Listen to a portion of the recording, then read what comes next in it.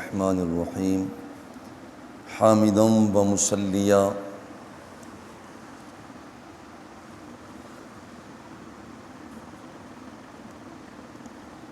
قال اللہ تبارک و تعالی فی القرآن المجید والفرقان الحمید وَلَنَبْلُوَنَّكُمْ بِشَيْءٍ مِّنَ الْخَوْفِ وَالْجُوعِ وَنَقْصٍ مِّنَ الْأَمْوَالِ وَالْأَنفُسِ وَالثَّمَرَاتِ وَبَشِّرِ الصَّابِرِينَ صدق اللہ مولانا العظیم وبلغنا رسولہ النبی الکریم الرؤوف الرحیم۔ ہمارے مسلسل دروس کا عنوان علم کی فضیلت کے حوالہ سے ہے۔ اسلام میں، تصوف کی دنیا میں، اللہ کی معرفت میں جو کردار علم ادا کرتا ہے اس کی اپنی ایک اہمیت ہے، اور دوسری طرف شیطان مسلسل انسان کے پیچھے لگا ہوا ہے، اور قرآن مقدس میں بھی جا بجا انسان کو شیطانی کارروائیوں سے احتراز یعنی بچنے کی تلقین کی گئی ہے۔ اور پھر یہ کہ شیطان بندے پر جو حملہ آور ہوتا ہے وہ 5 دروازوں سے ہوتا ہے: چکھنے والی قوت، سونگھنے والی قوت، دیکھنے والی قوت، سننے والی قوت اور محسوس کرنے والی قوت۔ یہ 5 دروازے ہیں، یہ 5 دروازے ہیں، ان کے ذریعہ سے چیزیں انسانوں کے دماغ میں جاتی ہیں، اور یہ ان دروازوں پر اپنی کارروائیاں کرتا ہے۔ کبھی آنکھ کو پھسلا دیا، کبھی سماعتوں کو، کبھی قوت ذائقہ پر حرام رکھ دیا، کبھی محسوسات میں غلط چیزوں کو محسوس کروا دیا۔ ان 5 دروازوں پر اپنی ڈیوٹی دیتا ہے، اور یہ مؤثر ہونے کے لیے 3 قوتوں کو کیچ کرتا ہے۔ عقل والی قوت جس کے ساتھ بندہ سوچتا ہے، سوچ ایسی پیدا کرتا ہے کہ وہ انسان کو راہ راست سے ہٹا دے۔ غضب والی قوت کو یہ متاثر کرتا ہے کہ جہاں لڑنا ہے وہاں لڑتا نہیں ہے، اور جہاں نہیں لڑنا وہاں پر لڑ پڑتا ہے۔ شہوت والی قوت کو غیر متوازن کرتا ہے، جہاں اس نے بشری تقاضوں کے مطابق صنفی عمل کو اختیار کرنا ہے وہاں جاتا نہیں، اور جہاں نہیں جانا وہاں پر اپنی کارروائی دکھانے کی کوشش کرتا ہے۔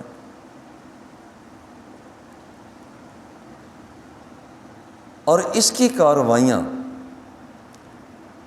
شیطانی کارروائیاں یہ مسلسل جاری رہتی ہیں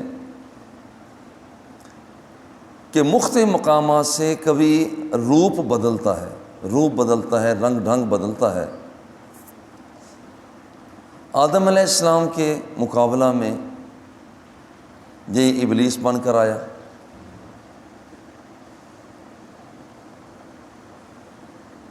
دیکھیں موسیٰ علیہ السلام کے مقابلہ میں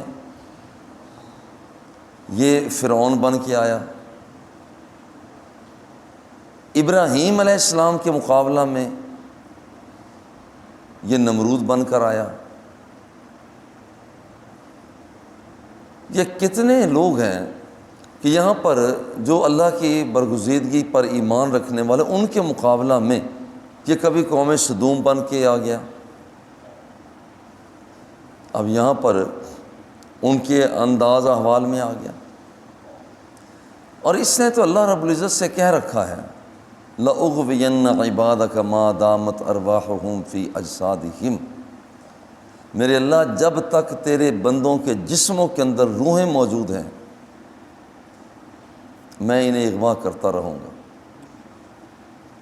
یہ شیطانی کارروائیاں یہ مختلف انداز میں آتا ہے، مختلف طریقوں سے آتا ہے، مختلف حملہ آور ہوتا ہے۔ کبھی ہمارے ہاں یہاں پر جیسے مختلف تمدنیں لے کر آ جاتا ہے، مختلف تہذیبیں لے کر آ جاتا ہے، مختلف قدریں لے کر آ جاتا ہے، ایسے قوانین لے کر آ جاتا ہے۔ انداز اس کے مختلف ہے، بدلتے رہتے ہیں۔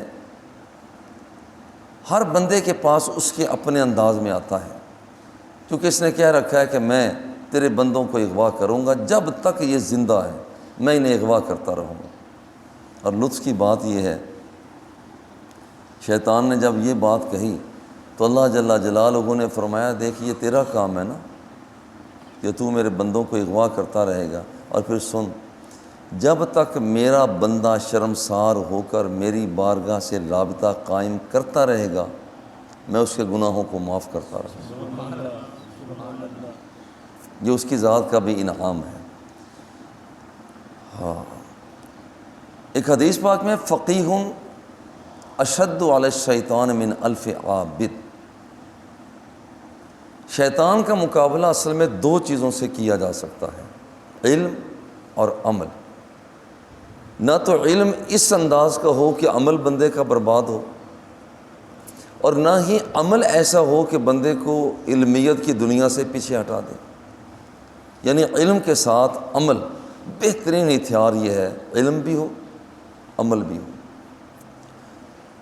کبھی شیطان اس روح میں آتا ہے کہ علم تو دے دیتا ہے، علم تو آتا ہے بندے کو، مگر راستہ روک لیتا ہے، عمل کی طرف نہیں آنے دیتا۔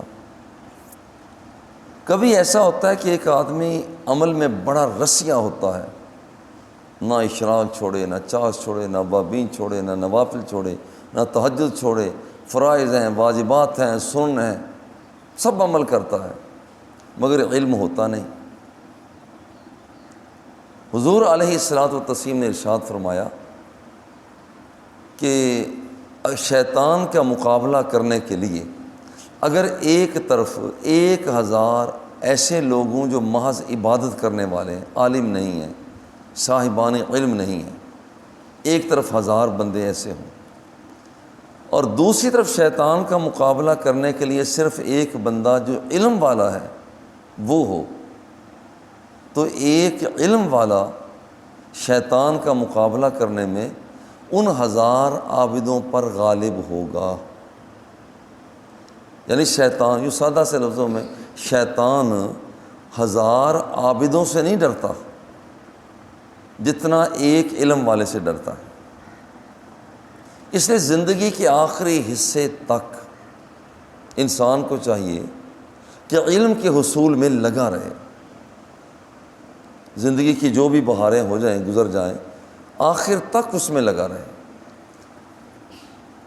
چند ایک واقعات اس سلسلہ میں والا حضرت عظیم البرکت الشاہ احمد رضا خان بریلوی رحمہ اللہ، انہوں نے کتاب اپنی ہے ملفوظات شریف، ملفوظات کے اندر انہوں نے کچھ واقعات بیان کیے۔ ان میں سے ایک واقعہ یہ ہے کہ شیطان کیسے کام کرتا ہے، اور یہ واقعات کو بیان کرنے کا ان کا مقصد یہ ہے کہ لوگ چکنا ہو جائیں۔ ایک اللہ کے نیک آدمی کو کسی نے کہا جناب ہمارے علاقے میں ایک شخص ہے، بڑی عبادت کرتا ہے، بڑا زہد و تقوی اختیار کرتا ہے، اور وہ تو بڑے بڑے دعوے کرتا ہے کہ میں تو روزانہ رب کی کچہری میں ہوتا ہوں۔ ان بزرگوں نے اس آدمی کو بلایا، میاں میں نے تیرے بارے میں یہ سنا ہے کہ تو روزانہ رب کی کچہری میں ہوتا ہے۔ اس نے پھر مزے سے لہک لہک کر بات کی، جناب میں تو روزانہ رب کی کچہری میں ہوتا ہوں۔ او سمندر پر ایک تخت بچھا ہوتا ہے، اس پر روزانہ اللہ جلوہ فگن ہوتا ہے اور میں دیکھتا ہوں۔ ان بزرگوں نے کہا، جنہوں نے بلایا تھا، انہوں نے کہا کہ دیکھ یہ معاملہ گڑبڑ کا ہے، تمہیں پتہ نہیں چلا کہ حضور علیہ الصلاۃ والتسلیم نے ارشاد فرمایا ہے ان ابلیس یدع عرشہ علی البحر، اصل میں روزانہ شیطان اپنا تخت سمندر پر لگاتا ہے، اور تم تجزیہ ہی نہیں کر سکے؟ انہوں نے کہا اچھا یہ حضور نے فرمایا؟ اس بزرگ نے کہا یہ حضور نے فرمایا ہے کہ یہاں پر انا ابلیسا یادعو عرشہ علی الماء علی البحر، وہ تو سمندر پر اپنا تخت لگاتا ہے۔ اب اس کے ذہن میں سارے واقعات آئے، تو وہ بندہ جو اتنے دعوے کرتا تھا فوراً توبہ طائب ہوا۔ اچھا اب اس نے شیطانی کارروائی کو الہی کارروائی سمجھ لیا۔ کیوں؟ بندہ جاہل تھا۔ اگر یہ بندہ اس آدمی کی طرح جس بزرگ نے اسے بلایا وہ عامل بھی تھا اور عالم بھی تھا، اگر یہ بندہ اس لیول کا ہوتا تو فوری طور پر پہلے قدم پر ہی پہچان لیتا کہ یہ کارروائی شیطانی ہے، مگر شیطان کے روپ کو پہچان نہ سکا۔ ایک دوسری بات، حضور سیدنا غوث اعظم رضی اللہ تعالی عنہ، ان کے خلیفہ ہیں سیدی ابو الحسن علی بن حیتی، آگے ان کے خلیفہ سیدی ابو الحسن جوسقی، گویا کہ یہ حضور سیدنا عبد القادر جیلانی رحمہ اللہ کے پوتے، روحانی پوتے ہیں، ابو الحسن جوسقی۔ ان کے پاس ان کا ایک سالک مرید آیا، کہتے ہیں مجھے چلا کروائیں۔ رمضان المبارک تھا، آپ نے انہیں تسبیح بتائی، قرآن مقدس کے وظائف بتائے کہ یہ کام تو نے کرنے ہیں، کرنے شروع کر دیے۔ ایک رات اس سالک نے بلند آوازی سے رونا شروع کر دیا۔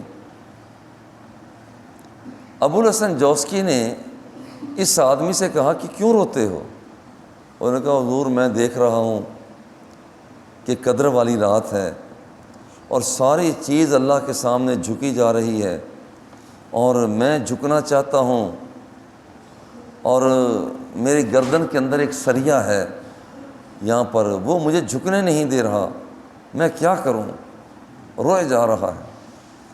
ابو الحسن جوسقی نے کہا رحمہ اللہ، انہوں نے کہا کہ یہ خیال کرنا یہ شیطان حملہ آور ہو چکا ہے۔ اور کیا؟ وہ کہہ رہا ہے کہ میں ساری دنیا جھکی جا رہی ہے، میں جھکنا چاہتا ہوں، مگر ایک یہاں پر سریا ہے، راڈ ہے، وہ مجھے سجدہ نہیں کرنے دیتا۔ ابو الحسن جوسقی نے کہا یہ شیطان ہے۔ وہ پھر روئے، کہنے لگا یہ کیسے ہو سکتا ہے، یہ کیسے ہو سکتا ہے؟ ابو الحسن جوسقی نے کہا ایسا کرو، اپنے دونوں ہاتھوں کو دور سے لا کر قریب کرنا شروع کرو۔ جو قریب کرنا شروع کیا تو اتنی دیر میں وہ شیطانی کیفیت ختم ہو گئی۔ وہ جب وہ سالک اس پوزیشن سے باہر آیا، جھٹکا دیا، پوچھا کہ یہ سارا کام کیا تھا؟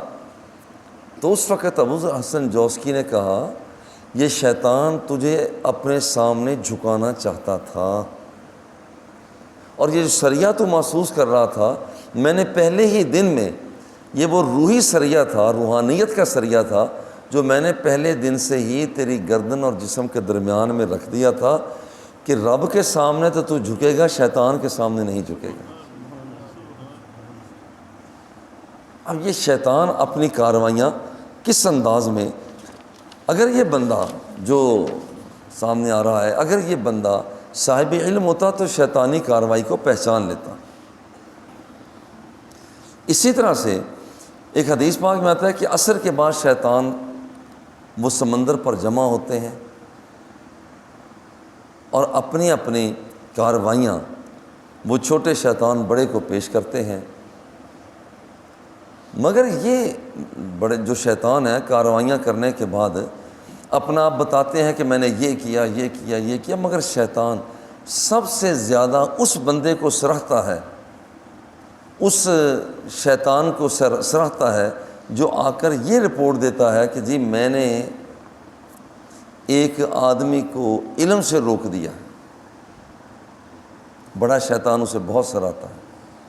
ایک دن دوسرے شیطانوں نے کہا کہ آپ اس بندے کو یعنی اس شیطان کو کیوں سراہتے ہیں، کیا وجہ ہے؟ اس بڑے شیطان نے کہا میں تمہیں بتاتا ہوں کہ میں اسے کیوں سراہتا ہوں۔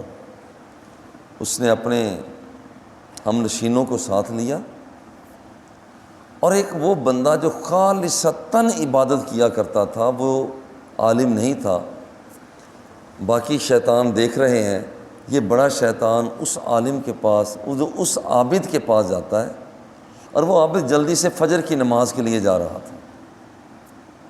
انسانی شکل میں آ کر یہ شیطان، دیکھیں شیطان کیسے بہکاتا ہے، انسانی شکل میں آیا، ایک شیشی لی، انہوں نے کہا جناب ذرا جلدی سے مجھے اپنے ایک سوال کا جواب دے دیجئے کہ کیا رب ذوالجلال زمین کو، آسمان کو اس شیشی میں بند کر سکتا ہے؟